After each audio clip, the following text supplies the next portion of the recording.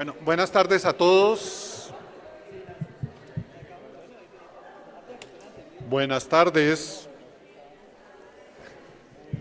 Bienvenidos a este simposio. Les pedimos el favor que por favor se vayan acomodando.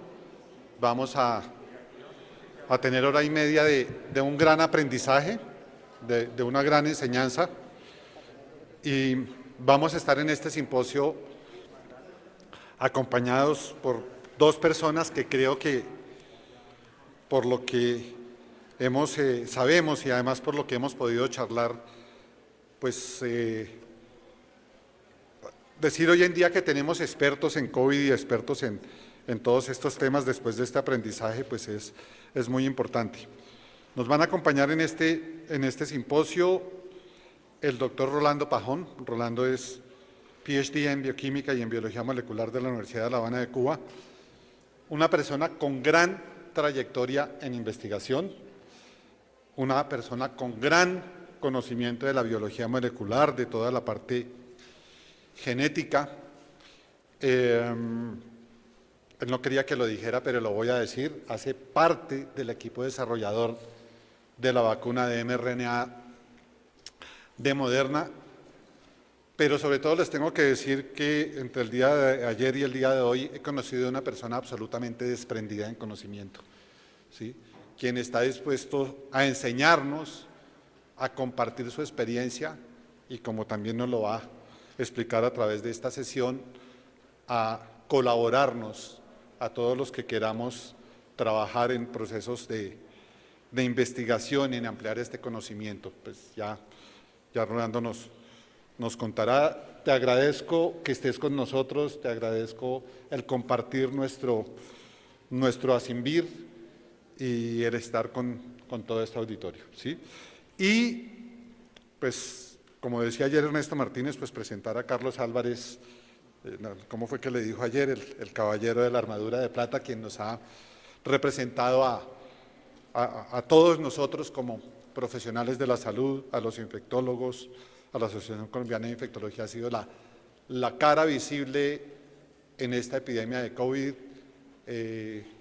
Pues yo sé que a Carlos tampoco le gusta que lo diga, pero premiado, reconocido no solamente en el país, premiada y reconocida su labor por la Organización Mundial de la Salud. Y también tengo que decir que, pues además de ser mi amigo, es nuestro maestro, otra persona con una capacidad de compartir el conocimiento, de transmitir el conocimiento, y además con una capacidad de trabajo de investigación, pues que la envidiamos todos. Yo los invito a que disfrutemos de esta reunión, pero sobre todo los invito a que al final de sus presentaciones no dejen que sea solo yo el que haga las preguntas, por dos razones.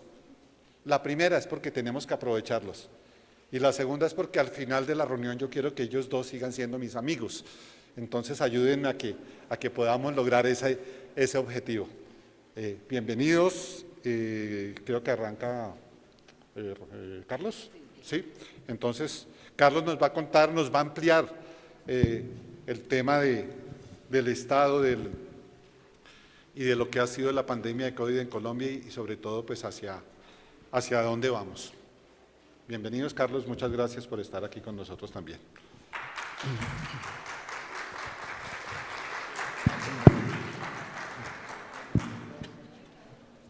Bueno, muchas gracias, Otto. Realmente es un placer estar acá contigo y con Rolando. Y bueno, esperemos que las preguntas no sean corchadoras. Rápidamente voy a entrar en tema. Algunas de estas diapositivas que estuve anoche va a repetir unos slides. Pero básicamente quisiera comentarles en 20 minutos pues algunos aspectos que me parecen supremamente importantes y claves que todos los tengamos en cuenta. El primero es eso que para mí me parece extremadamente fundamental, y es el tiempo en el cual, una vez se aísla o se encuentra la enfermedad, rápidamente se puede encontrar la causa y adicionalmente se puede hacer la secuenciación genética y se puede saber que es un coronavirus y que es un SARS-CoV-2 exclusivamente. Y esto tiene una ventaja supremamente importante, porque muy rápidamente pudimos conocer la estructura del virus, se pudo conocer sus características genéticas, y eso dio pie a que rápidamente se pudieran hacer algunas intervenciones.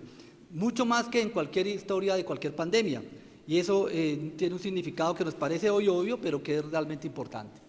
Aquí ven ustedes también que a pesar de todo esto favorable, esa rápida posibilidad de tener el conocimiento del virus, pues sigue siendo un tema supremamente importante el número de personas que han fallecido. Ahí ustedes ven la cifra de 6.250.000, que probablemente sabemos que es mucho más que eso. Igual tenemos el número de casos, 500 millones de casos confirmados, pero esa cifra podríamos multiplicarla fácilmente por 4 o por 5 para saber realmente cuál ha sido el impacto de la pandemia. Y esto pues también, claramente, pues ustedes ven acá cómo ha sido el impacto que ha tenido en cada uno de los continentes. Ven ustedes que desafortunadamente las Américas y Europa han sido los continentes más afectados por las razones que ustedes en el día a día han podido observar. Esto crea una connotación importante porque al final, después de 2 años, mal contados, un poquito más de 2 años, pues vemos desafortunadamente el impacto que ha tenido en mortalidad. Y en este escenario, cuando lo ajustamos a más que a casos por país, lo ajustamos al tamaño de su población, vemos como en el número de casos de incidencia, es decir, los casos diagnosticados, que tiene un sesgo, porque no todos los países estaban haciendo diagnóstico a la misma velocidad y con la misma rapidez. Y eso hace que los países que han hecho más diagnóstico, pues les va aparentemente, parecen más afectados, como es el caso de Francia con 430.000. Segundo los Estados Unidos con 245.000, pero eso tiene que ver también con el número de pruebas que se hacen. Pero aquí vemos también indirectamente otro indicador supremamente fundamental y es la mortalidad.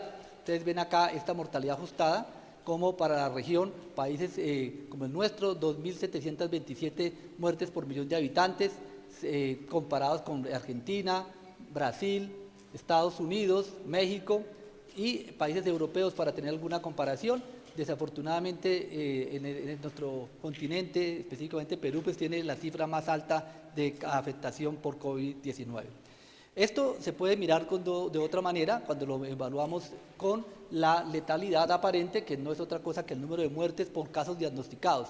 Entre menos diagnostico casos, como le pasa a México y se mueren personas, pues básicamente se ve un incremento. Entonces ven ustedes que en la gráfica anterior no predominaba México, pero acá pues México toma un papel preponderante, mostrando la dificultad que se hizo o la política que se tomó en ese país con respecto a las pruebas diagnósticas. Pocas pruebas diagnósticas, pocos casos diagnosticados, muchos diagnosticados en el momento de la muerte y por eso la letalidad suma a un valor importante. Perú, dado que tenía un número importante de muertes, a pesar de no ser un país que haya diagnosticado rápidamente y un número importante de personas, pues también se ha afectado con ese numeral. Ven ustedes cómo acá Francia, que teníamos en el anterior un número importante de casos en la incidencia, al tener en cuenta la letalidad se ve muy baja. No es porque justamente los franceses han manejado mejor el COVID, o la COVID mejor, como quieran decir, prefiero la COVID, básicamente es acá porque tienen un número importante de pruebas diagnosticadas. Y esto tiene que ir siempre de la mano con las pruebas que se hacen. Acá quiero resaltar que en Colombia unos puntos importantes, junto con Argentina y Chile, son los países que realmente hicieron más pruebas diagnósticas, especialmente en el primer año y medio de la pandemia. Vemos que a partir de enero cambian los lineamientos, pero esos primeros 18 meses son fundamentales para poder ustedes ver cuál es el impacto real de la epidemia. Y me gusta mucho desafortunadamente es el indicador más importante, pero lo vemos retrospectivamente. Y es en aquellos países que tienen un buen registro de mortalidad, es probablemente el mejor indicador para evaluar cuál ha sido el impacto de la pandemia. Y en este caso, cuando hablamos del exceso de mortalidad, hay que tener en cuenta que no solamente suman las personas que fallecieron con COVID directamente, certificadas como tal, sino aquellas personas que pudieron morir por COVID y no se diagnosticaron, y también aquellas personas que murieron por otras causas, pero que fue durante el manejo de la pandemia pudo hacer que los sistemas de salud hubieran colapsado, no hubieran sido atendidos de forma adecuada. Sumando estos tres aristas, pues básicamente nos muestra la realidad. Y aquí vemos, y aquí resalto, que un país que en las gráficas anteriores no mostraba ningún impacto, ven ustedes que aquí sí muestra un impacto importante. Y desafortunadamente lo que ustedes ven en la curva verde, que es Ecuador, es lo que muestra un país en el cual llegó tan rápido a COVID que no tuvieron ninguna posibilidad de hacer medidas y ni siquiera se diagnosticaron los pacientes. Porque cuando tuvieron el caso en febrero, y probablemente Ecuador no nos llama mucho la atención, pero en este caso de exceso de mortalidad, ven ustedes cómo es la primera curva epidémica y es lo que podría haber pasado en varios países si no se hubieran tomado las medidas de confinamiento. probablemente algunos criticados por unos, algunos pontificados por otros, pero desafortunadamente, gusten o no nos gusten, esas medidas no farmacológicas o de confinamiento mostraron que tenían impacto en la mortalidad, como ustedes pueden ver acá lo que pasa cuando no hace uno ninguna medida o cuando lo hace y logra hacerlo correr un poco, pero si no hace una intervención directa puede ser que lo que corra es esa misma curva y probablemente baja el pico de la curva, pero tiene un impacto amplio porque sigue un estancamiento importante, como es el caso de Perú. Colombia, con las medidas que se tomaron, básicamente ustedes ven que esa primera curva epidémica que podría estar ocurriendo en marzo, comienzos de abril, se corrió hacia lo que ustedes ven acá a mayo, junio y probablemente en el caso de Colombia, ven ustedes en esta línea, no sé, está muy corrida en magenta, que ven acá, hay un pico mucho más pequeño que es parte del impacto. ¿Por qué? Porque definitivamente el tomar medidas o medidas de confinamiento no es cerrar y esperar qué pasa, sino sencillamente es tiempo que se gana para hacer intervenciones. Si no se hace intervenciones, pues básicamente lo que pasa es que la curva ocurre en un tiempo más prolongado. Obviamente se pueden tomar medidas como la que ustedes ven ahora que pasa con China, en el cual hay una estrategia diferente, no es una estrategia de mitigación, sino una estrategia de control, básicamente evitar que llegue el virus. Y eso se puede lograr, sí, con un costo importante desde el punto de vista social y de otras connotaciones. Punto que para América Latina no era viable desde el primer momento. La América Latina en ningún momento consideró hacer un confinamiento prolongado porque las condiciones de los países nuestros no dan para esas características. Por eso en Colombia ven ustedes que se fueron tomando algunas medidas que fueron tomándose, y hablo del confinamiento porque es la que llama más la atención, pero ustedes pueden ver las connotaciones que tuvieron y de pronto ya nos parece anecdótico la protección del adulto mayor, por ejemplo, que generó mucha decisiones contrarias en algunas personas, pero básicamente estas medidas que se fueron tomando, incluyendo el confinamiento, que en Colombia realmente fue un confinamiento estricto los primeros 3 o 4 semanas, luego ese confinamiento se fue variando, es lo que muestro en la diapositiva, y aquí vemos que a pesar de todas estas medidas que se fueron tomando, desafortunadamente pues vemos cómo también van incrementándose y probablemente cuando ya hay menos confinamiento, menos medidas, pues vemos que todavía no vemos un impacto grande de la vacunación y por esto vemos aquí una tercera ola extremadamente alta en julio del 2021 y después ya vemos unas olas que han tenido un impacto en el número de casos, pero no en el número de personas fallecidas y eso básicamente porque a partir de julio del 2021 se ve ya el impacto de la vacunación. Con respecto a medicamentos, desafortunadamente tenemos una deuda en COVID, los medicamentos para pacientes hospitalizados han brillado por su ausencia. Han habido muchos medicamentos que se han probado, como ustedes ven en la diapositiva, pero muy pocos en verde que han tenido alguna importancia, específicamente algunos anticuerpos monoclonales, probablemente la piedra angular ha sido el uso de los esteroides, que ha mostrado un impacto en la mortalidad y probablemente también algo que pasa desapercibido, pero que ya empiezan a salir estudios sobre el buen uso del oxígeno, en qué momento dar el soporte, utilizar cánula, utilizar ventilación mecánica avanzada, etcétera, etcétera, que también probablemente cambia la mortalidad. Ese es un punto importante. No solamente son los medicamentos, sino también la misma experiencia de los grupos de atención que hizo que la diferencia en mortalidad entre la primera y la tercera ola tenga diferencia. Una parte son los medicamentos y otra la experiencia de los grupos.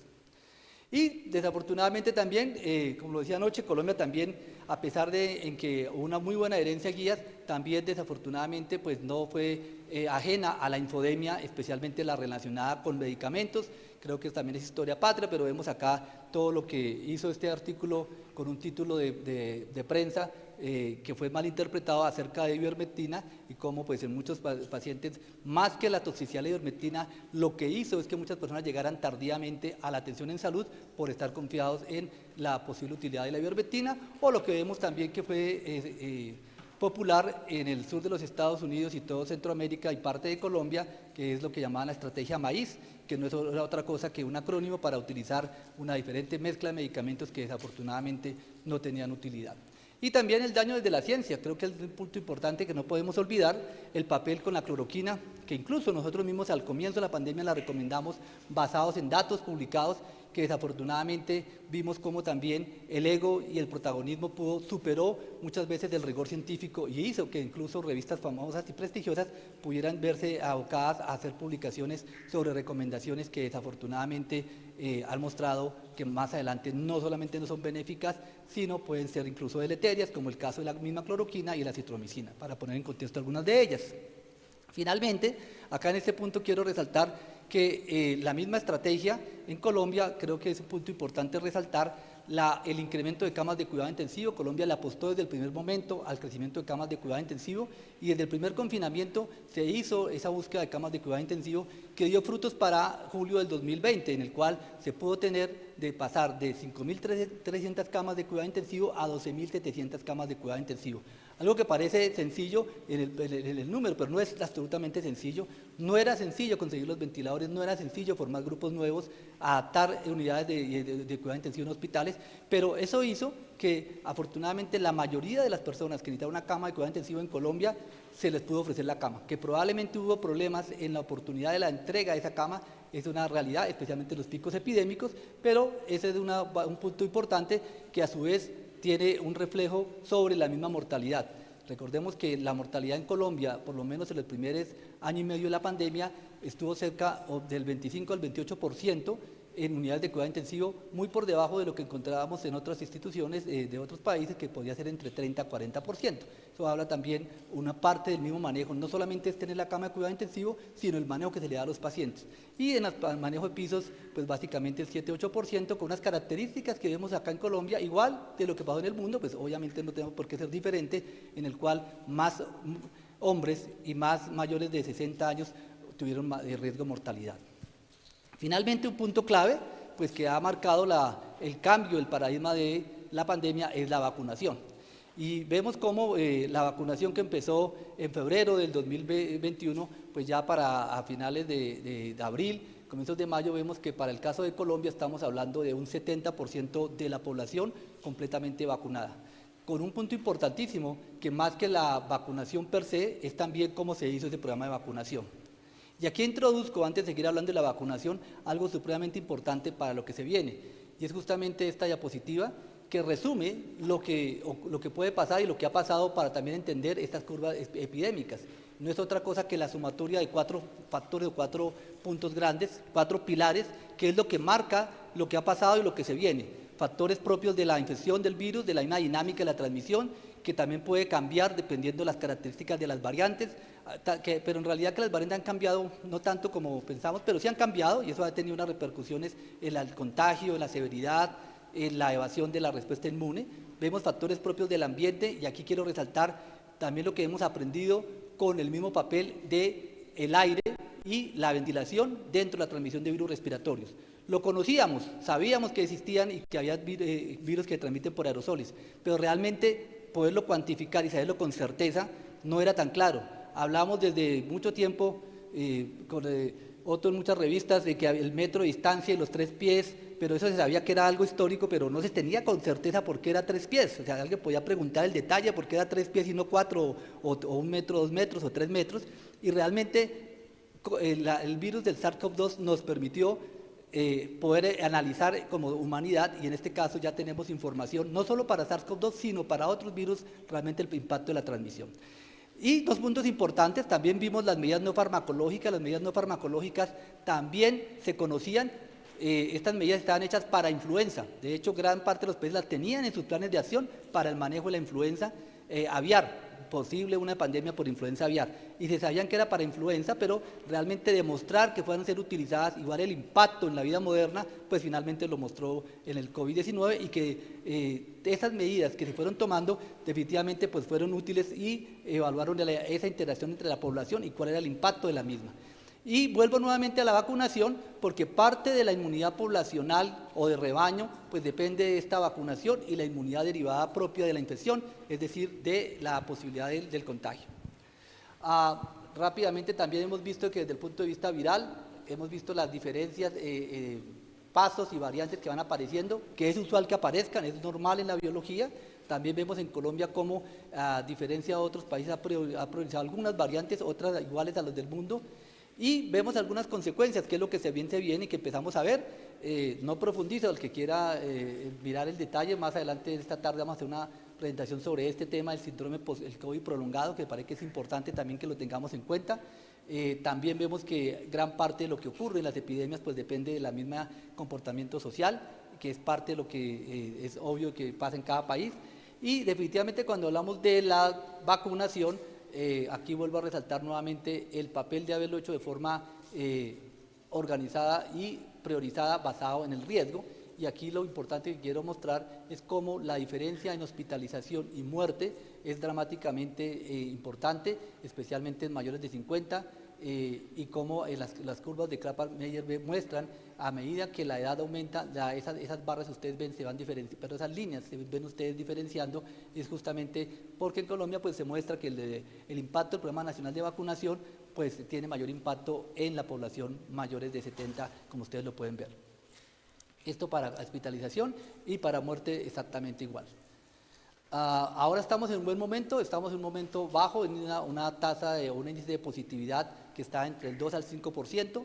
¿Qué significa esto? Que hay una baja transmisión del virus, no significa que el virus se haya ido, no significa que estemos en una fase como ahora todos queremos estar en fases pospandémicas y poner nombres de si ya estamos en fases endémicas o no. Aquí lo importante es que basado en la situación epidemiológica y los 4 factores o pilares que les comenté, en este momento se dan las condiciones para que haya una baja transmisión.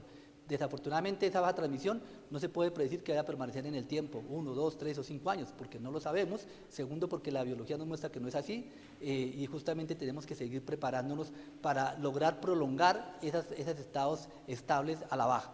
Pero sabemos que hay unos riesgos, sabemos que podíamos estar inicialmente acá en marzo del 2020, podíamos haber pasado aquí a diciembre del 2020 y probablemente estamos acá en diciembre del 2021, febrero del 2022. Sin embargo, todavía hay un grupo importante de personas susceptibles. Les decía que el programa de vacunación, a mi modo de ver, ha sido un éxito, pero todavía tenemos que, por ejemplo, en el caso de la tercera dosis, hay un porcentaje importante de gente con riesgo que no se ha vacunado. Tenemos que la inmunidad poblacional está también determinada por la gente que se ha contagiado. Probablemente la gente que se ha contagiado es supremamente más alta de lo que podría uno plantear. Estos son datos de hace un año, en el cual Colombia está hablando de un 30% basado en el estudio que hizo el Instituto Nacional de Salud. Es posible que ese 30% ya sea mucho más alto, pero aquí tenemos una dificultad, que la inmunidad derivada de la infección o el contagio natural, pues sabemos que a mediano y largo plazo se va perdiendo. Eso tampoco es novedad y probablemente lo podemos discutir más adelante. Yo creo que con esto termino. Y lo otro que también es importante tener presente es empezar a ver la interacción que ocurre con otros virus que también han disminuido la transmisión basado en las mismas medidas no farmacológicas que además mostraron que también son útiles para COVID. Que las medidas utilizadas para infección del virus del SARS-CoV-2 o COVID-19 también funcionaban para influenza y para otros virus. Pero a medida que volvemos otras a la vida normal, con la misma circulación y otras cosas, pues vemos que también esa inmunidad incluso que se ha perdido, pues empieza a hacer efecto, y es lo que estamos viendo en Bogotá, por ejemplo, ahora con la circulación de otros virus respiratorios. Algo para terminar, puntos importantes que se salen de la relación inmunitaria, pero que es supremamente importante, y es la consecuencia, la importancia sobre la depresión, la ansiedad, que se ha aumentado por la misma enfermedad, pero también por las mismas connotaciones que ha llevado.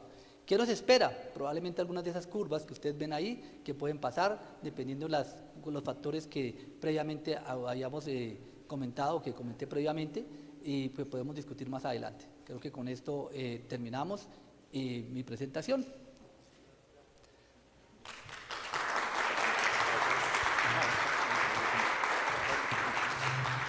Bueno, gracias Carlos, y creo que tenemos un panorama interesante para la discusión. Y pues le damos la palabra al doctor Pajón, quien nos va a hablar sobre pues cómo ha sido este tema de la tecnología de mRNA, que a veces nos parece un poquito de ciencia ficción, pero sobre todo, y creo que es la expectativa que todos tenemos, ¿para dónde vamos con esta tecnología? Rolando, de nuevo, bienvenido y muchas gracias. ¿Quieres este? Muchísimas gracias a los organizadores del evento, al doctor Otto y a Carlos por la oportunidad de estar aquí presentando y conversando sobre la vacuna de Moderna, y muchísimas gracias al equipo de Tecnofarma por estar trabajando con nosotros acá en Moderna. Obviamente yo soy un empleado de Moderna, yo soy el director científico y médico de Moderna, así que me van a oír hablar mucho sobre Moderna hoy.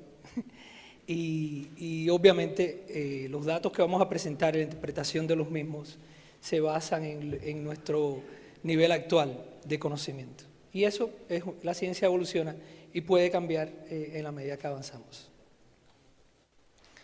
Hoy vamos a conversar no sobre los temas que se han machacado más en los distintos congresos, en la prensa, en los artículos científicos, sobre cuán efectiva es nuestra vacuna y todas esas cosas. Hoy vamos a hablar sobre los datos más frescos que tenemos, una actualización sobre los últimos resultados que tenemos en la dosis de refuerzo, en el espacio pediátrico, y les vamos a dar también una visibilidad a cómo Moderna ve la vida después de COVID, qué otras vacunas, qué otros productos nosotros vamos a traer a la mesa y específicamente a nuestros colegas colombianos para desarrollar y traer la ciencia de RNA mensajero a Colombia. Bueno, ese soy yo. No. El compromiso de Moderna con la región está en una curva ascendente. Yo pienso que eso es importante destacarlo. Nosotros hemos traído más de 57 millones de dosis al área de Latinoamérica. Yo pienso que eso es muy importante porque es un elemento de acceso a la vacuna, de disponibilidad de la vacuna para que nuestras poblaciones se protejan. Cubriendo un total de 17 países. Tenemos un equipo que está 100% dedicado a esta misión de lograr que las mejores vacunas lleguen a donde se necesitan. Y más recientemente, pues tenemos un socio local que iba a echar rodilla en tierra con nosotros en el grupo de Tecnofarma Colombia. Y eso yo quiero que lo entiendan como un reflejo del compromiso que tenemos nosotros como compañía y como individuos también, como científicos, como médicos, de estar aquí con ustedes. En la presentación de hoy vamos a conversar brevemente sobre la plataforma, vamos a darles algunas actualizaciones sobre los datos más recientes que tenemos y vamos a hablar sobre qué tenemos en el pipeline. Es importante que comencemos por los elementos que hemos comprendido y que hemos aprendido de las vacunas de RNA, de nuestra plataforma. Hace 2 años y un poco nadie sabía quién era Moderna. Yo lo sabía, pero mi abuela no, por ejemplo. No tenía ni idea de que Moderna existía y yo se lo explicaba y me decía, ¿cómo se llama la compañía de nuevo? Pero también hace 2 años ya teníamos una plataforma. Hace 2 años antes de la epidemia, nuestra plataforma ya había sido evaluada en estudios de seguridad en más de 3.000 personas entre estudios de fase 1 y fase 2. Estábamos trabajando en candidatos vacunales contra diferentes virus que vamos a mencionar más tarde. O sea, no es que empezamos en cero, nosotros teníamos un conocimiento de los elementos de seguridad alrededor del uso de nuestra plataforma. Y les recuerdo que nuestra plataforma es una molécula de RNA mensajero que tiene un elemento modificado, una de las bases está modificada químicamente y eso le da una estabilidad al RNA. Para aquellos que han trabajado en el laboratorio saben lo difícil que es purificar y mantener una molécula de RNA estable. En este caso, pues logramos la estabilidad con una modificación química del uracilo y después tomamos ese RNA y lo encapsulamos dentro de una partícula que le llamamos nanopartícula lipídica. Esa es la plataforma. La ventaja de esa plataforma es que independientemente de la vacuna o del producto que queramos producir, el sistema productivo es exactamente el mismo. Si queremos hacer una vacuna contra COVID, pues ya sabemos. Si queremos hacer una vacuna contra Zika, pues exactamente la misma plataforma. ¿Qué cambia? La secuencia del RNA, pero la composición, los elementos químicos, todo el proceso productivo es exactamente el mismo. No tenemos que hacer una planta nueva, simple y llanamente es cambiar la secuencia. Y este es un proceso que en este momento está altamente digitalizado también. Nosotros aprendimos que nuestra plataforma realmente nos llevó a tener las vacunas más efectivas que hemos visto en muchísimos años. Han existido vacunas anteriores contra enfermedades virales que han tenido una alta efectividad, pero esta es la primera vez que nosotros logramos que la comunidad científico-médica logra generar una vacuna con una efectividad tan alta, sobre todo en los últimos 20 años. Pero además pudimos generarla a una velocidad increíble. Y esa velocidad increíble no fue en un detrimento de seguridad, no fue en un detrimento de la calidad de la misma, y podemos conversar sobre eso con más detalle.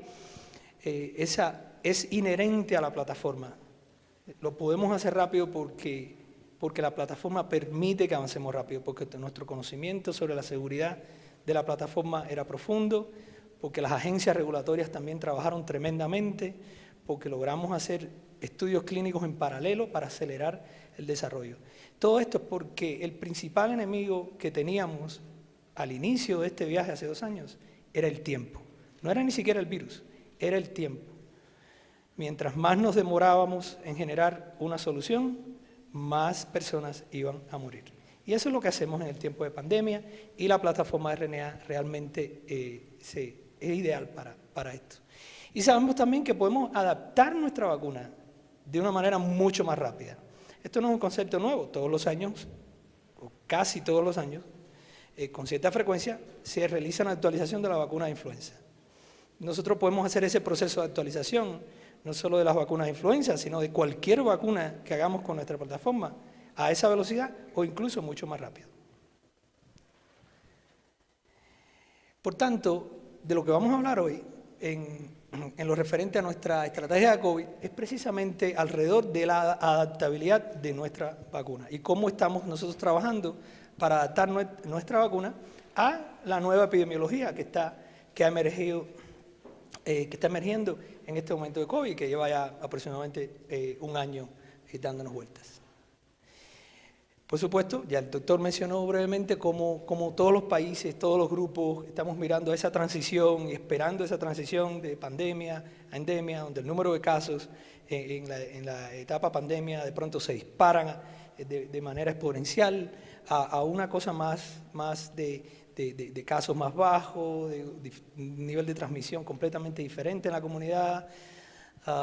Pero obviamente eso no depende de nuestros sueños, eso depende de la epidemiología, depende del virus, depende de las medidas de control sociales y sanitarias que cada sociedad y que cada país tome.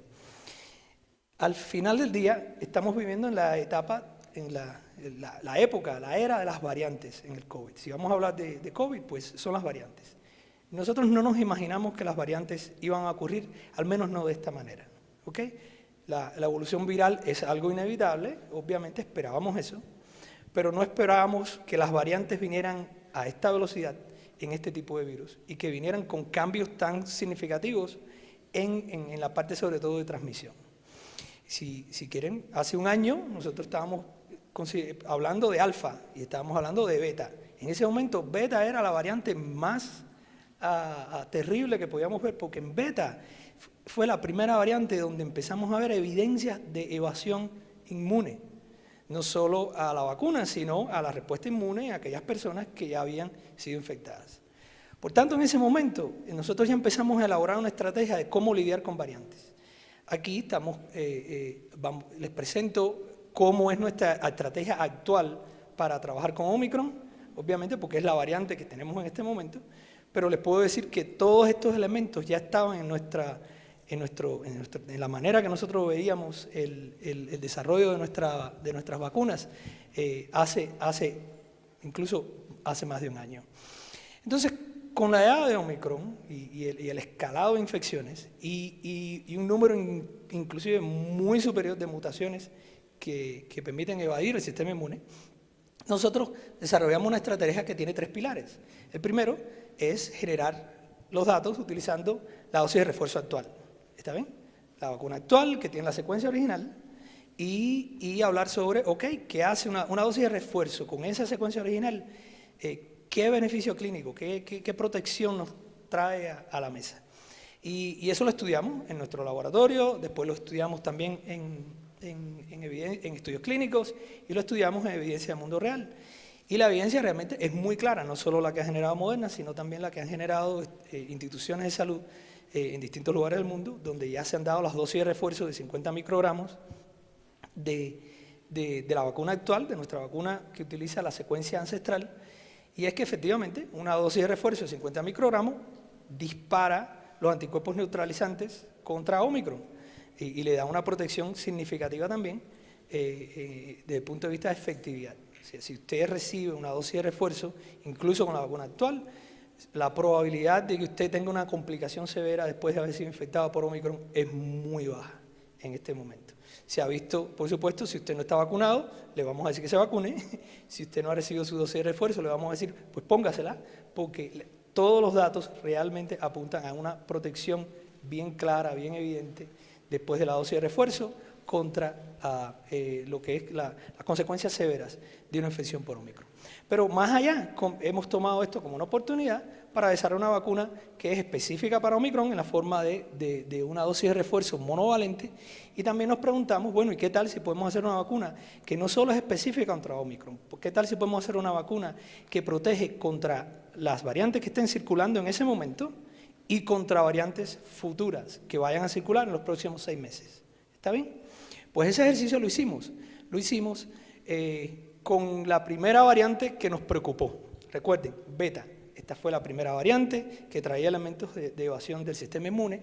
Nosotros preparamos una vacuna bivalente que tiene 25 microgramos, una dosis de refuerzo bivalente que tiene 25 microgramos de la secuencia ancestral y tiene 25 microgramos de la secuencia beta. Esto es una prueba de concepto para demostrar que la idea de la vacuna bivalente puede funcionar, no solo para proteger, en este caso contra beta, sino para proteger contra otras variantes que no estén presentes en la vacuna. Y por supuesto, decidimos comparar la respuesta inmune generada por esta nueva, por este candidato vacunal que llamamos 211, es un total de 50 microgramos, 25 más 25, obviamente, y lo comparamos con la dosis de refuerzo actual, que es de 50 microgramos de la secuencia original y que todavía estamos utilizando. En este estudio encontramos, número 1, que la reactogenicidad local de la dosis de 50 microgramos que existe actualmente utilizando la secuencia ancestral y la dosis de 50 microgramos de la vacuna actualizada, en este caso de la prueba de concepto utilizando beta, vimos que las reacciones locales fueron muy similares y que las reacciones sistémicas también fueron muy similares. Esto tiene sentido, de nuevo, nuestra plataforma tiene un comportamiento inmunológico desde el punto de vista de seguridad muy consistente y realmente las dos vacunas en lo que se diferencian es en la secuencia que está presente en la vacuna, pero el contenido del producto que se inyecta es exactamente el mismo. Son 50 microgramos de RNA, son los mismos lípidos, la misma nanopartícula y las células que son blanco de la vacuna siguen siendo las mismas. O sea, no vimos ninguna diferencia y este es un resultado obviamente esperado, pero deseado también. Cuando vamos a mirar la respuesta neutralizante, y aquí les quiero llamar la atención, porque hablamos de anticuerpos neutralizantes. Las vacunas, toda respuesta inmune, en este caso contra virus, va a generar una respuesta de anticuerpos, además de respuesta de la rama celular. La respuesta de anticuerpos, estos anticuerpos se unen al virus, y nosotros podemos medir eso, podemos medir los anticuerpos que se unen al virus, y le llamamos a eso anticuerpos interacción de unión. Pero tenemos que ir un paso más allá, tenemos que cuantificar no solo los anticuerpos que se unen, sino los anticuerpos que son capaces de neutralizar al virus. Son anticuerpos que además de unirse, bloquean, por ejemplo, ese paso inicial de infección. Son anticuerpos que pueden unirse a uno de los dominios de interacción del receptor. Por ejemplo, bloquean la entrada del virus a la célula, entonces eso hace que el virus sea inefectivo y esté neutralizado. Y por eso se llaman anticuerpos neutralizantes. Nosotros medimos eso en un sistema de titulación. Por tanto, en este gráfico, lo que vemos aquí en el eje de las Y, es un título de anticuerpos neutralizantes. Y la escala que estamos utilizando es una escala logarítmica de base 10.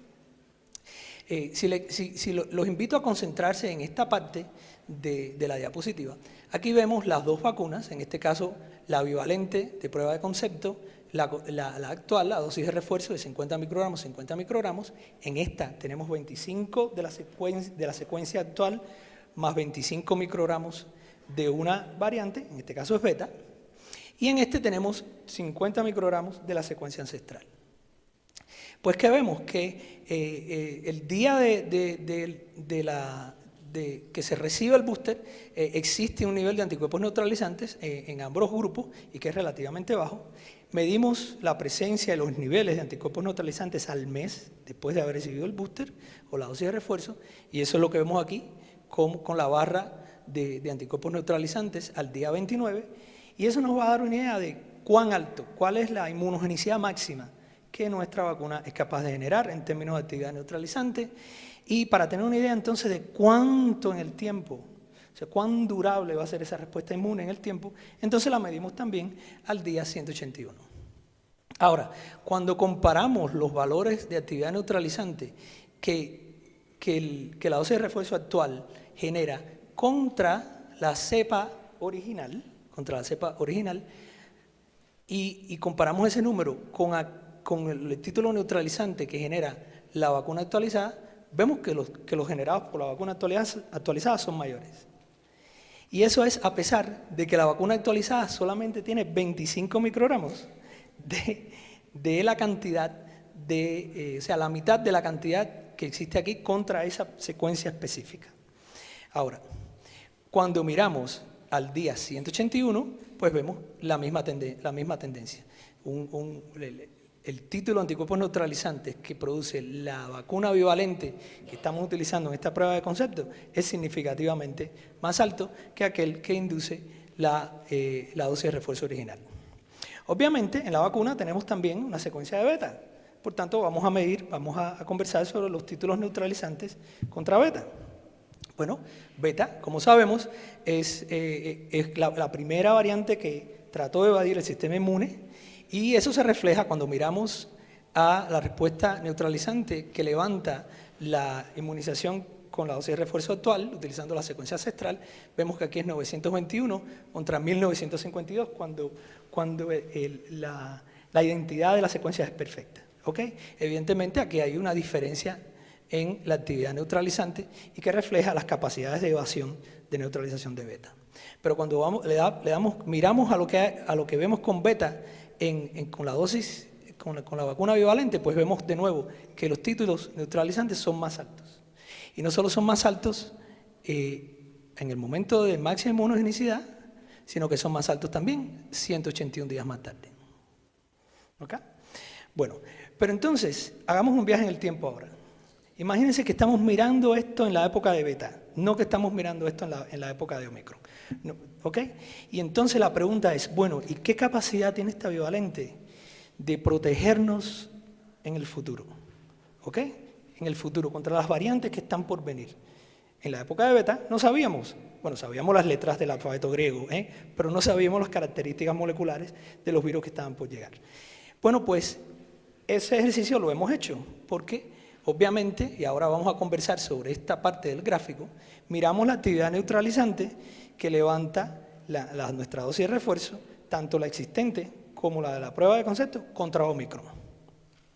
Aquí vemos la existente, levanta una respuesta neutralizante que sigue siendo alta, 629 es un título alto de neutralización en este ensayo, pero cuando miramos al título de neutralización que levanta la vacuna bivalente, que no contiene Omicron en este caso, contiene beta, vemos que es significativamente mucho más alta. Y cuando miramos al día 181, pues esa relación se mantiene. Entonces, como conclusiones de estos trabajos, bueno, demostramos que, número uno, el concepto de vacuna bivalente utilizando nuestra plataforma de RNA mensajero es un concepto no solo posible, sino es un concepto también con una alta probabilidad de éxito. Sabemos que es tan seguro como la dosis de refuerzo que existe actualmente. Sabemos que no genera una reactogenicidad ni local ni sistémica, que es diferente de lo que existe actualmente. Y por último, sabemos que induce una respuesta inmune cross-protectora, ¿ok?, por más tiempo. Y la ventaja y por supuesto, esta no es la vacuna que nosotros vamos a traer en el otoño. La vacuna que vamos a traer en el otoño bivalente actualizada, pues sí, ya va a contener la secuencia de Omicron. Va a ser 25 microgramos de la secuencia original y 25 microgramos de la secuencia de Omicron. Y con esos datos, con esta prueba de concepto, tenemos mucha confianza de que no solo vamos a tener una respuesta neutralizante más alta contra Omicron, por supuesto, sino también contra las variantes que vengan en los próximos 6 meses, y que muchas de ellas ya están aquí, BA4, BA5, etcétera. ¿Está bien? Hasta aquí los resultados más recientes en la parte de actualización de vacunas.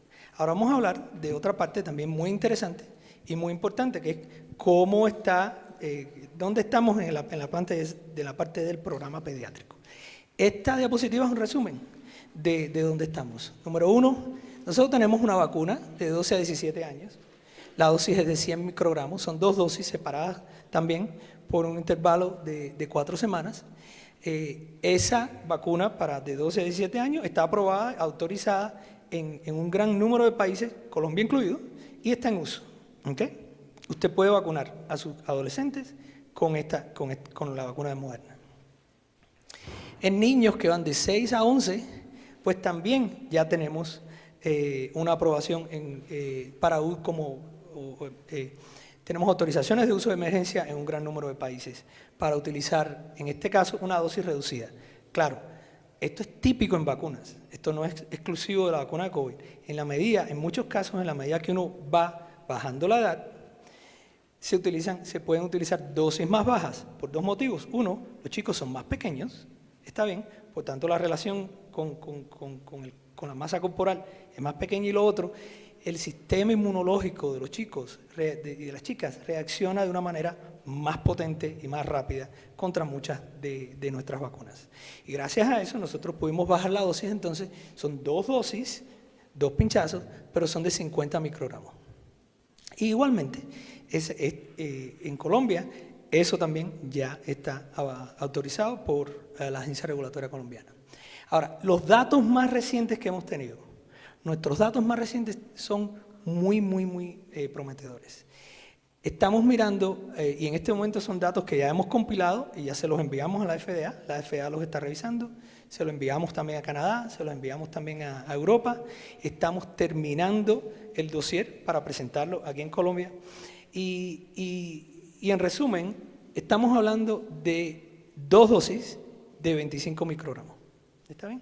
Separadas 4 semanas. Esta es la primera vacuna de este tipo de plataforma que ha demostrado eficacia y que ha demostrado utilidad en este grupo de edad con 2 dosis. Y yo pienso que eso es muy importante, porque ¿quién quiere ponerle a su niño 3 inyecciones? ¿Está bien? Para protegerlo contra el COVID. Entonces, déjenme brevemente caminarlos sobre cómo nosotros llegamos a generar esos datos. Bueno, pues lo hicimos en el marco de un estudio clínico que se llama KidCove. En este estudio nosotros fuimos avanzando hacia edades menores y hacia dosis menores. Este es un estudio que se realizó con su supervisión muy estrecha por la parte de la FDA, y eso es lo que nos llevó a tener datos de inmunogenicidad y eficacia en el grupo de 6 a 12 años, en el grupo de 2 a 6 años con la dosis de 25 microgramos y en el grupo de 6 meses a 2 años con la dosis de 25 microgramos. El diseño es relativamente homogéneo en los distintos grupos de edad, alrededor de 4.000 niños fue lo que tratamos de tener en el estudio como participantes. 3.000 recibieron la vacuna, 1.000 recibían placebo, en un intento de capturar elementos de eficacia. Pero realmente, de la manera que esto se estudia, en estos estudios a través de un concepto de puente inmunológico que les voy a explicar más adelante. En la parte de seguridad, ¿qué encontramos? Encontramos, bueno, que la vacuna tiene una reactogenicidad que es similar a lo que ya conocemos en adultos, es similar a lo que ya conocemos en adolescentes, no hubo ninguna sorpresa. Encontramos, la primera dosis es relativamente silente, la segunda dosis, por supuesto, es donde vemos una incidencia más alta de fiebre, una incidencia más alta de efectos sistémicos. El estudio no generó ninguna preocupación en la agencia regulatoria en el momento que se estaba realizando, por tanto no hubo ninguna decisión de pausa clínica del estudio y por supuesto no hubo muertes, no hubo miocarditis, no hubo ninguna de las otras complicaciones que la infección de COVID genera, no las vimos por supuesto con la vacuna. Y en resumen, el perfil de seguridad y de reactogenicidad de nuestra vacuna en este grupo de edad es perfectamente equivalente a otras vacunas que ya nuestros niños se han estado poniendo por muchísimos años. Ahora, ¿cómo es que se establece el elemento de utilidad? ¿Cómo es que nosotros podemos decir que en la medida que vamos a edades más tempranas y estamos bajando la dosis, cómo es que nosotros podemos decir que esa vacuna va a ser eficaz en ese grupo de edad? Este es un ejercicio que es bien conocido en la ciencia regulatoria desde hace muchos años y se utiliza no solo en el campo de las vacunas, se utiliza en otras estrategias de desarrollo de moléculas también. Y el concepto es el siguiente. Usted tiene un estudio de eficacia. En ese estudio usted demuestra que su vacuna es eficaz y nosotros generamos esos datos. Y en ese estudio usted mide una variable inmunológica y en este caso fueron los anticuerpos, el título de anticuerpos neutralizantes. ¿Okay? En ese estudio de eficacia con 30.000 participantes, que fue nuestro estudio COVE, nosotros obtuvimos la eficacia de la vacuna y obtuvimos títulos de anticuerpos neutralizantes asociados con esos niveles de eficacia. ¿Está bien? Entonces, el próximo paso es que cuando uno está estudiando en otros grupos, inmunocomprimidos, inmunosuprimidos, edades más tempranas, grupos con características especiales, donde uno no puede tener un estudio con 30.000 participantes, pues uno hace un estudio más pequeño y entonces uno mide la variable inmunológica. Y entonces compara la variable inmunológica con la que se obtuvo en el estudio donde la eficacia fue demostrada. Ese ejercicio de comparación de la variable inmunológica con esa misma variable inmunológica observada en un estudio donde existe eficacia, ese ejercicio de comparación es el que se le llama puente inmunológico. En inglés es el término de immunobridging. Ahora, ¿cómo funciona eso? ¿Cómo se ve eso en términos prácticos en nuestro programa de desarrollo de vacunas, en los estudios clínicos para chicos? En esta tabla les estoy presentando títulos neutralizantes que son estos numeritos que están aquí. La N es el número de participantes que utilizamos para generar estos títulos neutralizantes. En la última columna lo que tenemos de la manera que hacemos la comparación, ¿ok? Tomamos los títulos neutralizantes del estudio donde tenemos eficacia, y ese es el denominador, y tomamos los valores neutralizantes del estudio que queremos determinar si es equivalente o no al que observamos en el de eficacia, y medimos los anticuerpos neutralizantes ahí y los dividimos por el valor que observamos en el estudio de eficacia. En este caso, en nuestro estudio de eficacia de fase 3, el COVE Trial de 30.000 personas, nosotros medimos la actividad neutralizante en alrededor de 1.000 participantes y encontramos un título de neutralización de alrededor de 1.000. Eso, por supuesto, es con dos dosis de 100 microgramos que todos los adultos nos hemos estado poniendo en el caso de la vacuna Moderna. Ahora, la FDA nos exigió una comparación mucho más rigurosa que eso. Está bien, la FDA nos dijo que si queríamos ir a edades más tempranas, tenemos que ir a un grupo donde la respuesta inmunológica era de hecho más alta. Y por eso es que ustedes ven aquí este grupo, que es de adultos jóvenes de 18 a 25. Y ese grupo de adultos jóvenes de 18 a 25, parte de nuestra fase 3, que recibió 2 dosis de 100 microgramos, ese grupo tenía un título de alrededor de 1.300 unidades neutralizantes del virus. Entonces, este es el comparador que estamos utilizando y que la FDA nos exigió. Es más alto que el que observamos en el estudio normal, y hay muchas razones por las cuales es así.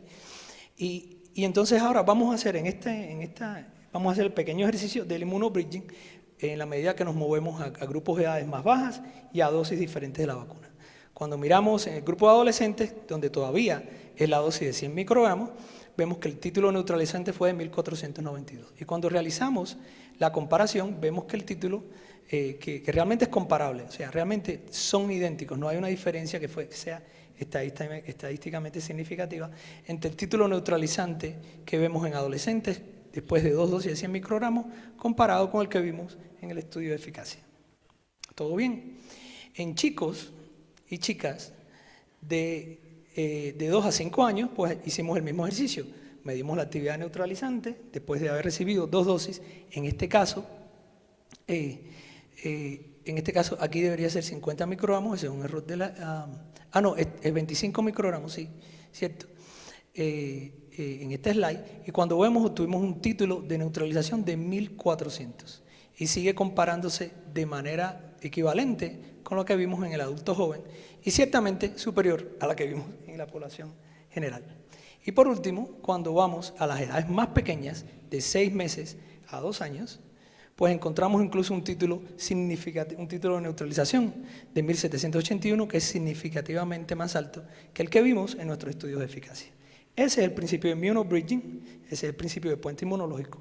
Si cuando usted da su vacuna a este grupo de edad, usted genera una respuesta neutralizante más alta que la que usted vio en un grupo donde ya usted demostró eficacia a la vacuna, pues es un principio de extrapolación que les permite a las agencias regulatorias estar convencidas de que nuestra vacuna va a proteger en ese grupo de edad.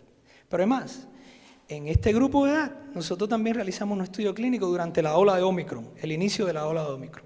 Por tanto, nosotros tuvimos datos de eficacia. Pudimos ver eficacia, a pesar de que el estudio clínico era pequeño, pudimos ver datos de eficacia porque las infecciones en el grupo placebo fueron muy altas durante ese tiempo.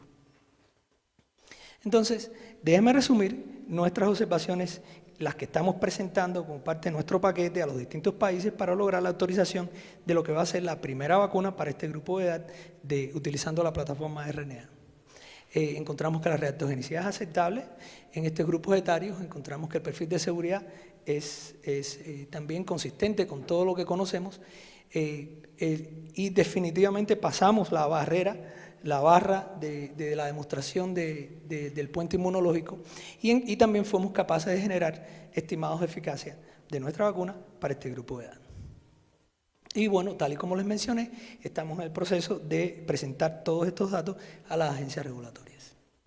En resumen, nuestra vacuna, bueno, pues sabemos que se ha autorizado en muchos países, sabemos que se ha autorizado en distintos grupos de edades, es una vacuna que tiene elementos de seguridad y elementos de estabilidad que son superiores a otras vacunas de RNA que existen en este momento en el mercado, y todo eso es resultado de los más de 10 años que nosotros llevamos trabajando aquí.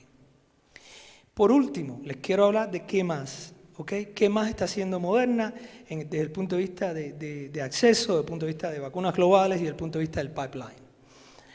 Nosotros tenemos una estrategia global que tiene 3 pilares. Uno, nosotros vamos a generar candidatos vacunales para un grupo de blancos priorizados. Pero esos blancos priorizados no es de acuerdo a los intereses de los países del primer mundo.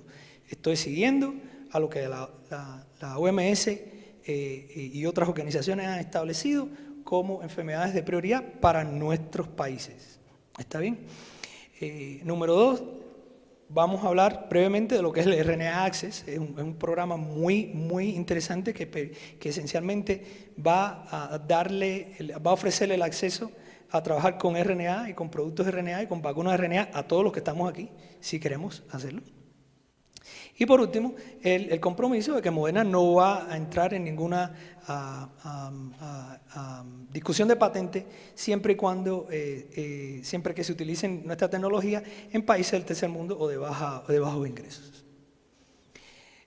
La parte de RNA es particularmente excitante porque la visión es la siguiente, es que si usted tiene una idea en su laboratorio y usted quiere diseñar un antígeno para una vacuna nueva, en muchas ocasiones usted tiene que pasarse muchos años preparando ese antígeno, o un año o meses clonando el gen, expresándolo en una línea celular, purificando la proteína recombinante, después ayudándola y entonces está listo para hacer su experimento en ratones, pero a mitad de camino se le ocurrió que usted puede hacer 15 mutantes más para ver cuál de ellos funciona y entonces tiene que virar para atrás y volver a hacer todo eso. En RNA Access, pues usted, después que se establezca el convenio con nosotros, usted simplemente ordena con la secuencia del antígeno, usted ordena esto como si estuviera ordenando algo en Amazon, ¿está bien?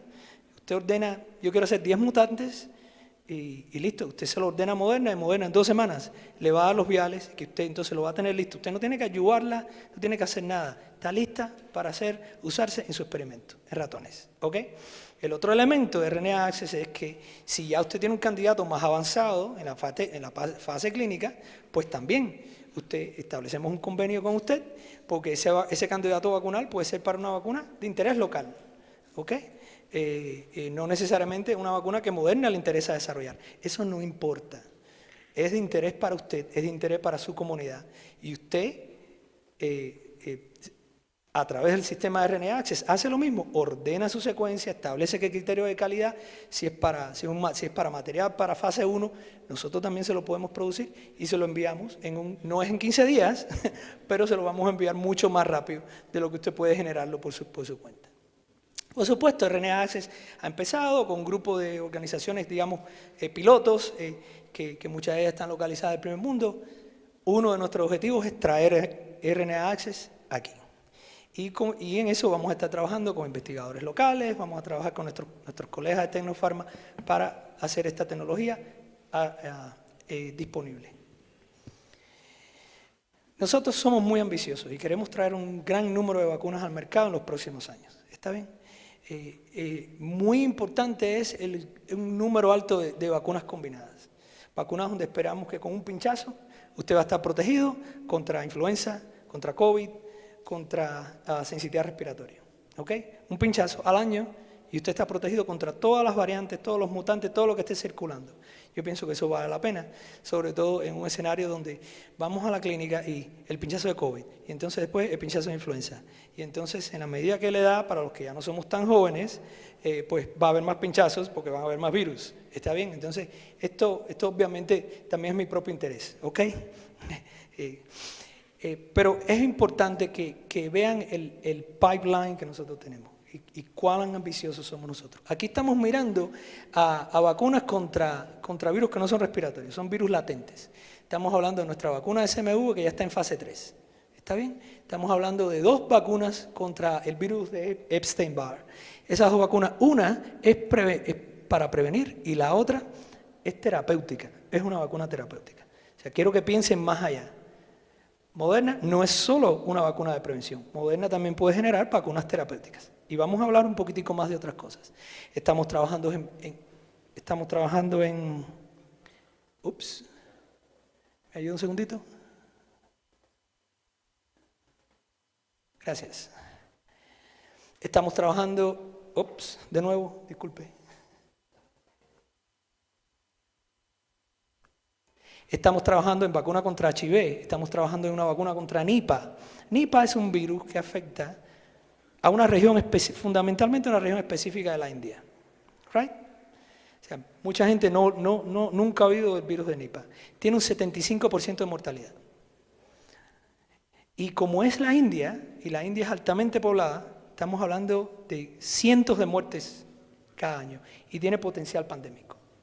Esto es un ejemplo de cómo puede haber intereses locales y vacunas de alto interés para grupos locales, y nosotros vamos a desarrollar los antígenos para asistir a los grupos trabajando en eso. Tenemos vacunas contra herpes virus, tenemos vacunas contra varicela, también que ya están entrando en la fase casi llegando a la fase de desarrollo clínico. En la fase de virus respiratorios, bueno, pues nuestro objetivo es en 10 años, un pinchazo lo va a proteger contra la mayoría de los virus respiratorios que existan. Y así lo vemos con las vacunas de COVID, que tenemos varios candidatos contra variantes, nueva generación, tenemos varios candidatos contra flu, contra influenza, tenemos contra RSV, tenemos las combinadas, influenza, COVID, sincitial respiratorio. Estamos trabajando en una también contra el catarro normal, ¿ok? El catarro normal que antes nos daba y que nos sigue dando, by the way, pues también vamos a generar una vacuna contra eso. Y tenemos vacunas pediátricas.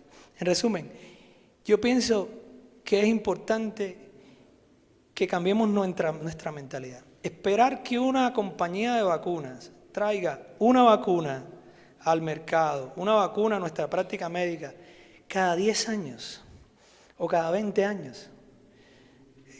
Yo pienso que uno no debe esperar eso.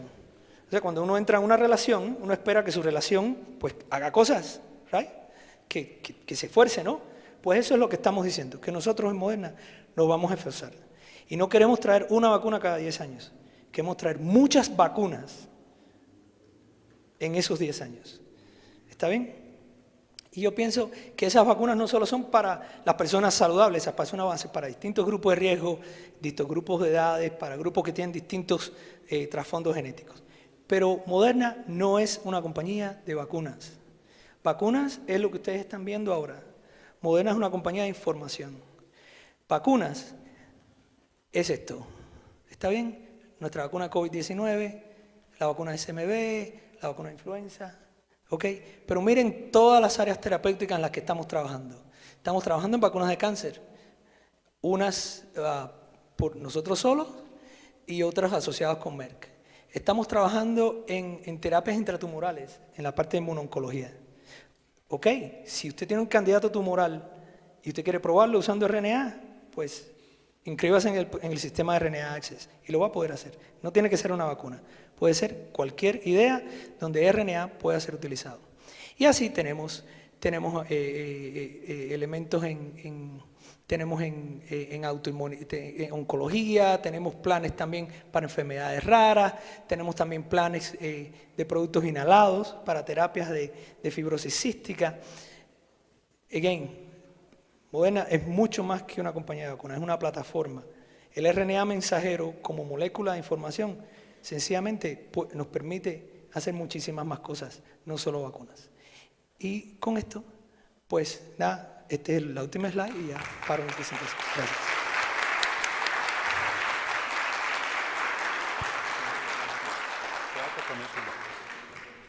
Bueno, yo creo que llegó el momento más esperado. No, Rolando ya me miró raro, pero bueno.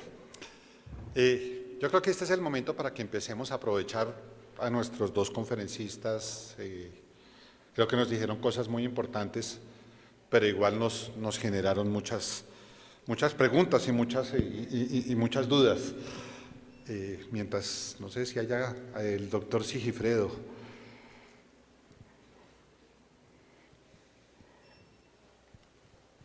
Un micrófono atrás, por favor. Ya va para allá. Allá.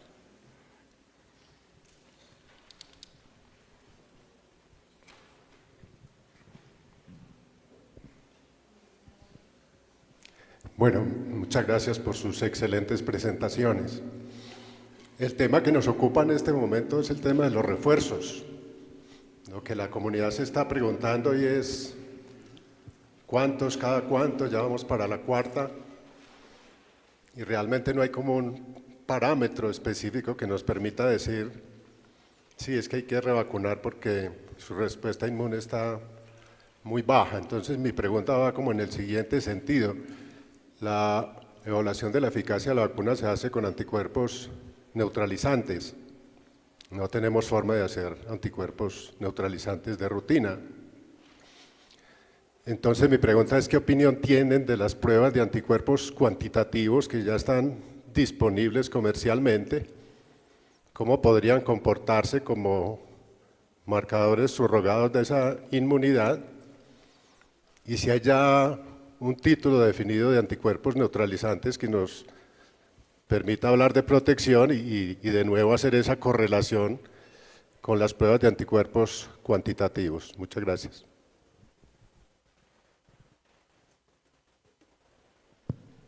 Sí, muchísimas gracias. Bueno, esa pregunta cae en un concepto que se llama el correlato de protección y que lo tenemos para muchas vacunas, para algunas vacunas, no para muchas, para algunas vacunas existe un correlato de protección. Y ese correlato de protección puede estar definido sobre la base de un nivel de anticuerpos, que no tiene que ser neutralizante necesariamente en otras vacunas. Por ejemplo, hepatitis B es un ejemplo, hemófilos influenza también es otro ejemplo, donde sabemos que medimos la cantidad de anticuerpos específicos contra el blanco y eso ya nos da una idea de si esa persona está protegida o no. Normalmente, un elemento que se nos pasa por alto es cómo llegamos a esos correlatos de protección. Hubo varios años en el caso de esas vacunas y un gran trabajo de la comunidad científico-médica para poder llegar a eso, incluyendo estudios diseñados única y exclusivamente para establecer eso. Obviamente en 2 años no hemos podido hacer eso.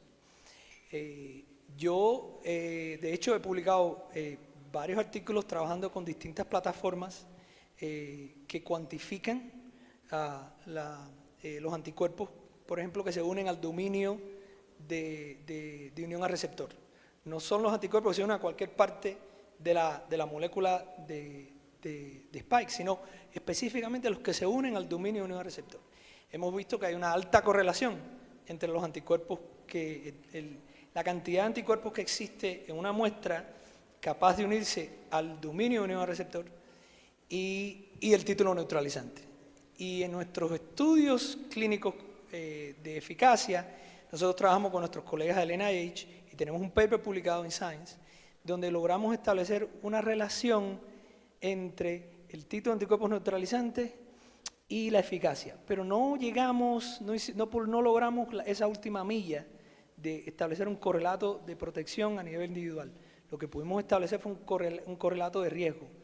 El correlato de riesgo es que un título neutralizante de alrededor de 1000 se relaciona con una eficacia de la vacuna de más del 85%. Pero claro, eso, de nuevo, eso es una definición poblacional. ¿Okay? Es una definición poblacional. No estamos todavía en ese nivel. Yo pienso que la pregunta es buenísima, nos da una dirección, es una dirección en la que estamos trabajando, no solo nosotros, el NIH, las otras compañías también, tenemos todos un gran interés en poder establecer esa relación. Porque obviamente los anticuerpos, los ensayos neutralización son costosos, son difíciles de hacer, no podemos hacerlo en cualquier laboratorio y masivamente. Mientras que otras plataformas donde podemos cuantificar anticuerpos de manera diferente y si podemos correlacionar eso con los neutralizantes, esas plataformas sí están disponibles en muchísimos laboratorios. Eso evidentemente es una herramienta que no tenemos todavía, pero que estamos tratando de desarrollar. Bueno, pero allí podemos pegarlo de un... Yo quería complementar el planteamiento que hace el doctor Sigifredo, y es que hasta cuándo van las vacunas y cada cuánto hay que hacerlas. Yo también estoy de acuerdo completamente con lo que plantea Rolando. Aquí lo importante es que hay una relación, por lo que tenemos claro en este momento, no solo con la plataforma Moderna, sino que en las demás plataformas, es que a medida que uno tiene títulos de anticuerpos más altos, cuantitativos, están relacionados también con anticuerpos proporcionalmente neutralizantes, hay una proporción que se mantiene, y adicionalmente que entre más anticuerpos, pues mayor protección. Pero la pregunta del millón, ¿cuánto es? Hasta aquí es el punto, es el umbral, como decíamos en hepatitis B, mayor de 10, menor de 10. Ese umbral no lo tenemos. Y ahí ya, por lo menos ya hay un avance, y es que se estandarizaron las plataformas, porque también hay diferentes formas de evaluar los anticuerpos cuantitativos, neutralizantes, entonces por lo menos hay una correlación. Pero claramente es una pregunta que va con el tiempo.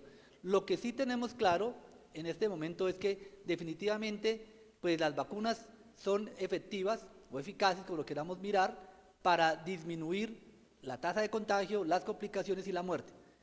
En ese sentido, claramente tienen mayor impacto, y eso se debe a inmunidad celular, que no lo medimos de rutina, pero sabemos ya en este momento que la inmunidad celular se mantiene mucho más tiempo, y eso hace que las complicaciones y la mortalidad es menor. Pero el contagio, que depende mucho de los anticuerpos, sí se va disminuyendo, y lo que vemos es que después de 4 a 6 meses, esa posibilidad de contagio se incrementa. Por eso, en este momento, las recomendaciones de refuerzo en la población de riesgo están en ese periodo entre 4 a 6 meses. Sí sabemos que después de 4 o 6 meses empieza a disminuir. Es una realidad, y por eso en ciertas poblaciones hay que seguir profundizando en el refuerzo. ¿Qué tanto va a hacer que sea entonces ahora cada 6 meses hay que vacunar? No lo sabemos, porque recuerden que también una dificultad que tenemos en el tiempo es no sabemos si 3 dosis o 2 dosis o 4 dosis es suficiente. ¿Qué es mejor? Por ejemplo, ahora sabemos para hepatitis B, que es muy buen ejemplo, que son 3 dosis y que es 0,16, pero eso no fue de la noche a la mañana. Yo me acuerdo que en hepatitis B había 0,12 y 0,612 y 0,612,24, y luego fue cambiando que era 4 a 3, y luego se llegó a ese esquema que es el que sabemos que logra la mayor efectividad. Entonces, en ese sentido, para COVID o para prevención de SARS-CoV-2, todavía estamos en ese proceso que pues, no lo podemos cambiar porque depende del tiempo. ¿Cómo sabemos que la inmunidad se mantiene en el tiempo? Puede hacer un modelo matemático y predecir, pero la única manera de saber es en el tiempo hacer secuencias de evolución de pacientes. Listo, pero Carlos, un comentario es, con los datos que tú mostraste, pues Colombia tiene una cobertura interesante de vacunación con 2 dosis, temores de la comunidad con 3ª dosis, y habrán mayores temores ahora con 4ª dosis. Ahora hablamos un poquito de eventos adversos, pero pegados al comentario del doctor Ospina es, nosotros lo entendemos desde el punto de vista de ciencia. ¿Qué mensaje le damos a la comunidad? ¿Cómo transmitimos ese mensaje de la necesidad de estos refuerzos, de que completemos la población de 3ª dosis y de que quienes ya somos candidatos a 4ª nos la apliquemos? No, yo creo que el primer mensaje es que la vacunación ha cumplido con lo que se prometió, que el primer punto era salvar vidas. Y eso lo ha mostrado. O sea, definitivamente en Colombia y en el mundo la vacunación ha salvado vidas. Ahora bien, ¿puede seguir salvando vidas? Sí, puede seguir salvando vidas. Puede ser más importante en las personas que tienen más riesgo. Sabemos qué personas tienen más riesgo. Y en estas personas que tienen más riesgo, definitivamente en este momento se requiere tener un refuerzo para minimizar ese riesgo. Que el impacto sea menor al que teníamos con el esquema de 2 dosis, probablemente. Pero definitivamente cada vida vale y justamente esa diferencia tiene un factor importante. Entonces yo sí creo que hay que sopesar ese temor que se tiene y especialmente con los efectos adversos, porque realmente también los eventos adversos, pues yo también quiero hacer énfasis en ese punto. No estamos hablando de febrero del 2020, hayan pasado 2 años y tenemos más de 5.000 millones de personas vacunadas. Y ya sabemos muchísimas, por lo menos con una dosis. Entonces ya sabemos también, ya no es solamente suposiciones, ya también se tiene secuencias de evaluación de eventos adversos, seguimiento de programas de eventos adversos en Colombia y en el mundo. Entonces tampoco estamos hablando de algo que es un supuesto de un imaginario, sino ya hay datos concretos y reales. Entonces yo creo que aquí hay que siempre sopesar, también decir que no producen 0 eventos adversos, no es cierto. Hay eventos adversos, claro que hay eventos adversos, pero claramente el beneficio, en este caso, de la vacunación, tanto para contagio, para complicaciones y muerte, se supera con creces a los posibles eventos adversos desde el punto de vista de salud pública. Sí. Pero ya que tocaste ese tema en las preguntas a los dos y dándole la palabra a Rolando, que me la está pidiendo hace un momento, es el tema de eventos adversos. A la gente le ha preocupado 2 tipos de cosas. Entonces la primera es, hay una sensación de que aparentemente versus las otras vacunas, el refuerzo con la vacuna de Moderna ha generado mayores eventos adversos. Entonces, ¿qué registro tenemos local? ¿Qué registro tenemos mundial? Y el segundo, que es un poco más complejo, y lo hablaba yo con Rolando ayer, es que hay un falso imaginario en la comunidad de que como nos están poniendo un material genético extraño, ¿sí? Ese material genético, no el chip, ¿sí? Que eso fue otro cuento, sino que ese material genético a futuro nos puede generar fenómenos inmunológicos u otro tipo de enfermedades. Entonces, no sé qué comentarios quieran hacer respecto a eso. Le doy la palabra a Rolando y después por allá hay otra pregunta guardada. Sí. Gracias. Sobre el tema de la dosis de refuerzo, mi mente funciona de una manera muy simple. Y así es como yo lo converso con mi familia. Si usted no está vacunado, obviamente vacunarse es la mejor opción. Los datos son brutales y el riesgo de no vacunarse es brutal también, para usted, para su familia, para los que le rodean. En tema de dosis de refuerzo, es muy evidente, después de 2 dosis, especialmente, el factor son las variantes, de verdad que el factor son las variantes. Si nosotros estuviéramos todavía en un mundo en el cual fuera el virus original, quizás la dosis de refuerzo no era necesaria, porque la efectividad de la vacuna fue tremenda contra ese virus. Pero estamos en el mundo de Omicron, estamos en un mundo donde el virus está mutando. Con esa variable, entonces usted tiene que mirar al tema del refuerzo. Y entonces ahí sabemos que el refuerzo, tanto del punto de vista de anticuerpos neutralizantes como del punto de vista de evidencia mundo real en eficacia, la dosis de refuerzo le da una ventaja significativa en combatir al Omicron y evitar hospitalizaciones, evitar cualquier otro desenlace más severo y ciertamente hacer un impacto en los niveles de transmisión en la comunidad. Recuerde, cuando usted se vacuna, usted no solo está protegiéndose usted, está protegiendo a su familia, está protegiendo a sus abuelos, a sus padres, a sus niños. Y yo pienso que eso es un elemento muy importante que tenemos que tener en cuenta. Entonces, sobre la parte, por eso mi mensaje en la parte de la dosis de refuerzo es, usted debe tomar las medidas que son necesarias para protegerse. Contar las dosis de refuerzo no nos hace nada, porque todos tenemos una situación diferente, pero es evidente que la dosis de refuerzo la necesitamos. Yo pienso que eso es un mensaje importante.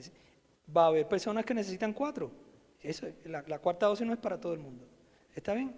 Pero de que la inmensa mayoría de nosotros necesita una dosis de refuerzo, es evidente, está basado en datos moleculares, está basado en datos epidemiológicos, generados en todo este planeta. Pero hay más. Usted se está poniendo la dosis de refuerzo, no solo para combatir Omicron hoy, sino usted no se quiere enfermar de aquí a 6 meses. La dosis de refuerzo es su mejor ventaja para de aquí a 6 meses. Que quisiéramos estar en un mundo donde no necesita 4 dosis, cierto. Estamos trabajando para eso. Por eso tenemos la vacuna bivalente, que genera una respuesta inmune más potente y por tanto más duradera. Queremos llegar a 1 al año.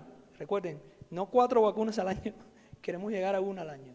Pero bueno, obviamente necesitamos tiempo y los datos son muy prometedores.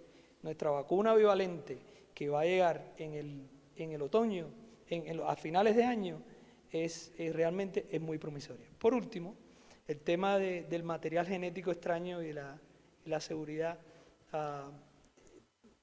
Nosotros invertimos 10 años trabajando en esta plataforma para lograr establecer que nada de eso pasa, ¿ok? El RNA no va al núcleo, nuestro RNA va al citoplasma de la célula, ahí es procesado y degradado, ¿está bien? No hay ninguna evidencia en ninguno de nuestros experimentos, pero hay más, en experimentos de otros, ¿está bien? La gente ha buscado, muchos grupos han buscado evidencias moleculares de alguna interacción e integración de nuestra vacuna con el ADN nuestro. No existe, no se ha encontrado. Yo pienso que tenemos que como decía el doctor Carlos, tenemos también que tener la perspectiva de cuántas personas se han puesto nuestra vacuna en este momento. Y es cierto que 2 años es poco tiempo, pero piensen en la escala y piensen que todos somos tan diferentes que si hubiera ocurrido algo catastrófico, ya lo hubiéramos visto simple y llanamente, porque alguien, ya por el número de personas que lo ha usado. Entonces, comentar sobre otros elementos adversos, sí le paso la palabra a Carlos. Sí, no, yo creo que básicamente, como sabemos, los eventos adversos están ya relacionados con cada plataforma de vacuna. Sabemos también las complicaciones que ocurren y generalmente cuando hablamos de eventos adversos estamos hablando que el 95% de los eventos adversos ocurren la primera semana post vacuna. Probablemente el 99% ocurre en 30 días y casi el 100% ocurren a los 3 meses.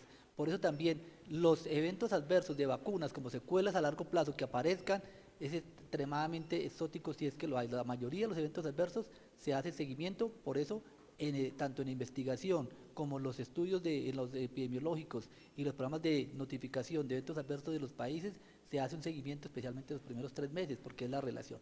Que aparezca algún evento adverso, ya lo sabemos, hay algunos eventos adversos que son comunes, hay algunos eventos adversos que están relacionados con la dosis, se ha visto eventos adversos relacionados con la dosis, y eso también hace que hay un temor, pero que esos eventos adversos generen una incapacidad o que tengan lo que llamamos técnicamente un evento adverso serio, pues no, y eso es una de las posibilidades en que, como digo claramente, el beneficio supera el riesgo. Aquí solamente quiero resaltar algo que dijo el doctor Rolando, el ARN no se mezcla no entra al núcleo de la célula, y como no entra al núcleo de la célula, tampoco hay esa posibilidad de interacción y de cambios y que aparezca ese temor que mitad hombre, mitad coronavirus. Ese es un punto importante que lo tengamos en cuenta y si vale la pena siempre a cada uno de ustedes, que ustedes lo conocen muy bien, pero repasar muy bien el concepto, porque cuando les preguntan a ustedes como líderes de salud en sus comunidades, que lo puedan transmitir fácilmente el concepto de por qué no es posible, porque algunas veces ese concepto para las personas pues que no son expertas, pues que no tienen por qué saberlo, sí es claro poder transmitir ese mensaje. Listo, hay una pregunta. Una pregunta. Excelente, profesores Carlos y Rolando. Una pregunta para cada uno. Profesor Carlos, hoy mayo 12, podemos decir que SARS-CoV-2 ya no estamos en un virus pandémico, sino estamos en endemia. ¿Será que la inmunidad poblacional es un factor que se tiene que tener en cuenta para, digamos así, establecer que estamos en endemia? Y profesor Rosso, actualmente nosotros en la región Caribe, Cartagena, con infección de chikungunya dengue, tenemos con chikungunya algo importante que es el reumatismo inflamatorio crónico. ¿Cómo va su vacuna de chikungunya? ¿En qué fase se encuentra? ¿Qué experiencias adelante han habido y qué han pensado usted con relación a las coinfecciones? Primer punto, cuando hablamos de pandemia, lo que estamos hablando es que hay un virus que puede afectar a las poblaciones de todo el mundo, los diferentes continentes. Y entre esa posibilidad de que haya población afectada en los diferentes continentes, pues se habla de pandemia. Y en ese sentido, si ustedes revisan los datos, pues hoy, 2 de mayo, estamos viendo circulación en Asia, en África, en Europa, América, es decir, todavía tenemos transmisión importante. Que hay una alta transmisión o baja transmisión, ha cambiado la intensidad de la transmisión, ¿por qué? Por lo que usted plantea, la inmunidad poblacional, es decir, hay una inmunidad poblacional y es posible que ese número de casos que hace que ya no impacta al sistema, a los sistemas sanitarios de los países, puede ser que sea el tema en el cual la Organización Mundial de la Salud, que es la que tiene que realmente hablar de que se acabe la pandemia, diga, estamos de a pandemia y vamos a quedar endémica en algunas regiones del mundo, que es lo que uno esperaría que pasara. Pero esa decisión la toma la Organización Mundial de la Salud. Es importante porque algunas veces se pide que si el país está, ya no estamos en pandemia, un país no puede decir que no estamos en pandemia, eso no es decisión del país. El país puede decir si está estable o no está estable y qué tanto puede estar empezando a haber una circulación y que en su país puede haber una tendencia hacia la endemia. Eso no se hace por decreto, se hace por vigilancia epidemiológica y basado en los datos de cómo se estabiliza, qué tan estable es esa circulación para poder hablar que no es una endemia o eso está inestable completamente. Y algo importante que lo mostraba el doctor Rolando en su diapositiva, el hecho de estar en endemia no significa que no hayan aumentos o curvas o picos epidémicos, puede ocurrir, que es importante para tenerlo presente.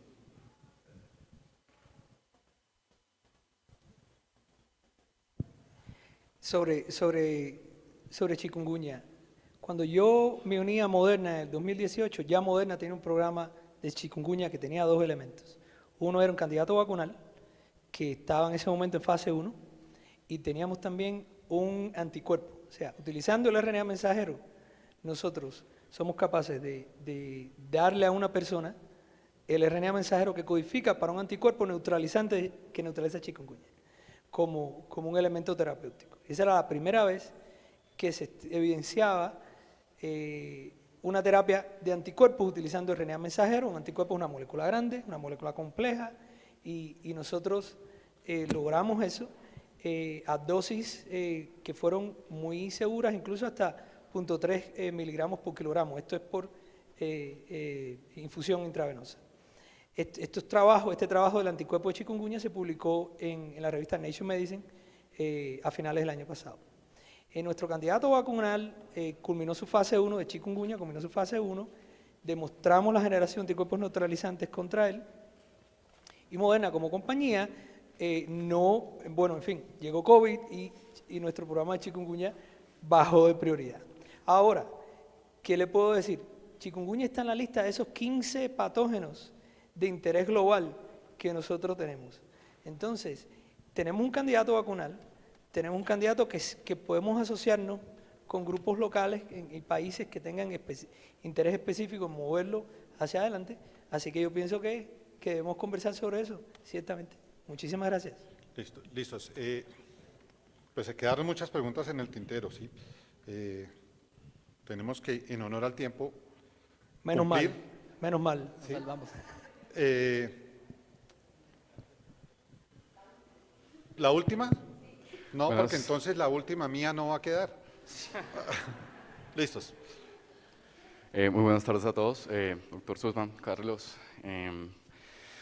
Ante todo, muchísimas gracias por la charla, una charla muy interesante. Sin embargo, pues a pesar de que las vacunas han demostrado y la evidencia es clara de que ha disminuido la mortalidad en esta pandemia COVID-19, ¿qué más alternativas tenemos para esa comunidad que no logramos llegar como médicos debido a que, pues, la humanidad es difícil de cambiar el pensamiento, ¿no? ¿Hay otras alternativas no vacunales para poder llegar a esa comunidad antivacunas que es un movimiento de gran expansión a nivel global? Pues mira, hay otras estrategias que se hacen aparte de las vacunas para profilaxis específicamente y también para terapias. Digamos que hay algunas estrategias que se están haciendo para profilaxis, también especialmente en personas inmunocomprometidas, en las cuales se sabe que la respuesta inmune generada por sus vacunas, por su mismo estado inmunológico, no es suficiente. En ese escenario, pues está la posibilidad de algunos anticuerpos monoclonales que tienen la dificultad en que justamente también al cambiar las variantes, algunos anticuerpos tienen que cambiar. Y esa es una de las limitaciones que tiene esta estrategia. Y también empiezan a aparecer pues las estrategias que ya no es de profilaxis, sino tratamientos tempranos, que son los tratamientos, los antivirales para evitar la replicación del virus, que es una estrategia diferente, que tiene una dificultad a mi modo de ver en este momento, y es que más que profilaxis son para terapia, y el problema es que justamente se requiere dar tempranamente. los primeros 3 a 5 días máximo, entonces a veces desde la aparición de los síntomas, y es una dificultad para que una persona sepa que esos síntomas que tiene son por COVID, se le haga el diagnóstico, pida el medicamento, le llegue el medicamento y pueda tomarlo. Esas son como las dos estrategias que uno vería y que pues también es un tema que tiene que afinarse en un futuro. Listo. Me dieron permiso de hacer la última pregunta. ¿Sí? Pues una pregunta de concepto personal para cada uno de ustedes y me piden que la respuesta sea concreta. Llevamos, y quienes estudiamos en los libros pandemias nunca pensamos que íbamos a vivir una pandemia. Yo quisiera preguntarles a ustedes y que cada uno se lo pregunte, o sea, ¿qué nos dejó esta pandemia? ¿Qué nos dejó en lo médico? Porque somos profesionales de la salud y creo que nos dejó buenas enseñanzas en lo médico, nos dejó enseñanzas en lo social y nos dejó enseñanzas en lo personal. Entonces, a ustedes que han estado en este frente de batalla, que nos han estado colaborando a todos, uno desde las ciencias básicas, otro desde las ciencias clínicas y la epidemiología, ¿qué nos pueden contar de eso? Y cada uno de ustedes reflexione después de esto que aún seguimos viviendo, ¿qué nos queda y qué podemos sacar a futuro? ¿Rolando?